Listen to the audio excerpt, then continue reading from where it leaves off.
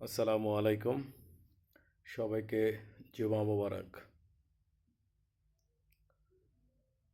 আলহামদুলিল্লাহ, শারীরিক একটু সমস্যা থেকে আল্লাহ সুস্থতা দান করেছেন।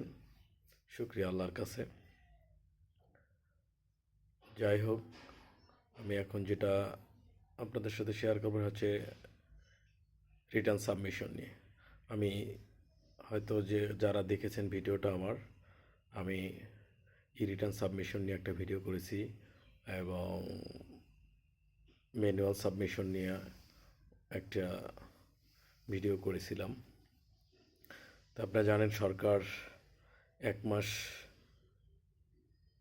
সময় বাড়িয়েছেন রিটার্ন সাবমিশনের জন্য।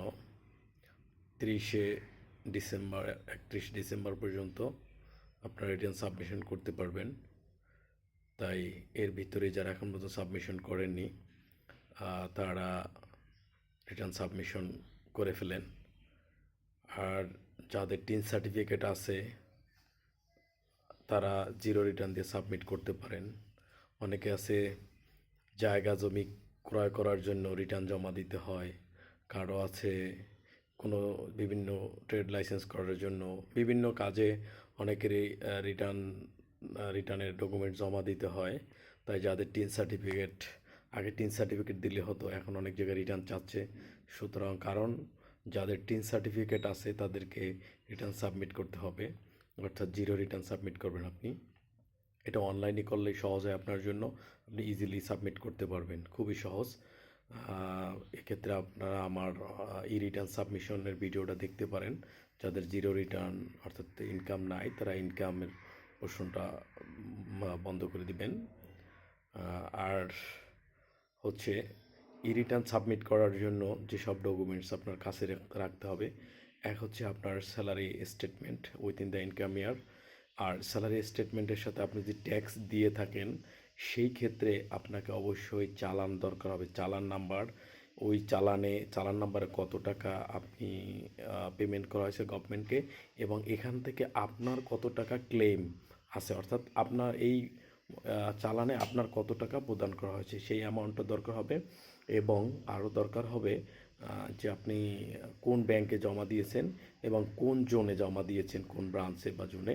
এই ইনফরমেশনগুলো দরকার হবে আপনার রিটার্ন ফিল আপ করার জন্য। এবং ব্যাংক স্টেটমেন্ট আপনার যদি ডিপিএস থাকে ডিপিএস স্টেটমেন্ট, আপনার যদি অন্য শেয়ার মার্কেটে কোনো শেয়ার থেকে থাকে সেক্ষেত্রে শেয়ার মার্কেটের ডকুমেন্টস, অর্থাৎ সিকিউরিটি এক্সচেঞ্জ থেকে অর্থাৎ ব্রোকার হাউস থেকে একটা সার্টিফিকেট নেবেন, সেইটা এই ইনফরমেশন ব্যাংকের ইনফরমেশনগুলো দরকার হবে।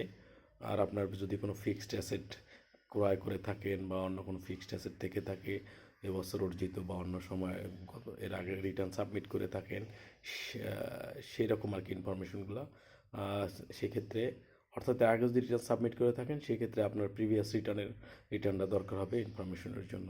সুতরাং এগুলো থাকলে মোটামুটি আপনি একটা রিটার্ন সাবমিট করতে পারবেন।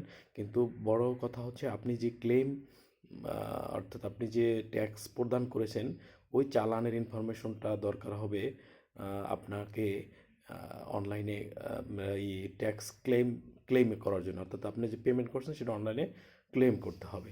ক্লেম করতে গেলে অর্থাৎ আপনি যে পেমেন্ট করছেন অনলাইনে ওই লিঙ্কটা নিয়ে নেবে, তখন আপনাকে ওকে দেখাবে যে আপনার কত টাকা দিতে হবে বা কত টাকা বেশি প্রদান করছেন। এই ইনফরমেশনগুলো আপনি টোটালি জানতে পারবেন। তাই আশা করি আপনাদের আমার এই ভিডিওটা উপকার হবে। আর যদি আপনাদের ভালো লেগে থাকলে আপনারা শেয়ার করতে পারেন, যাতে অন্য যাদের প্রয়োজন তারা ধারণাটা নিতে পারে। আমি আবারও বলতেছি, আমার ইউটিউব চ্যানেলে এবং আমার ফেসবুকে আমার ম্যানুয়াল সাবমিশন, ইনকাম ক্যালকুলেশন এবং এটা দেওয়া আছে 23 সালেরটা। এখানে শুধু একটু চেঞ্জ আসছে, ওটুকু পরিবর্তন করে নিলে হবে। আর 24 সালে 24-25-এ যে আপনি রিটার্ন সাবমিট করবেন সেটা আমার একটা ভিডিও করা আছে, আপনি ওখান থেকে ডিটেল স্টেপ বাই স্টেপ দেখলে আপনি ইনশাল্লাহ আপনি নিজেই সাবমিট করতে পারবেন। আপনার ট্যাক্স লয়ারের কাছে যেতে হবে না।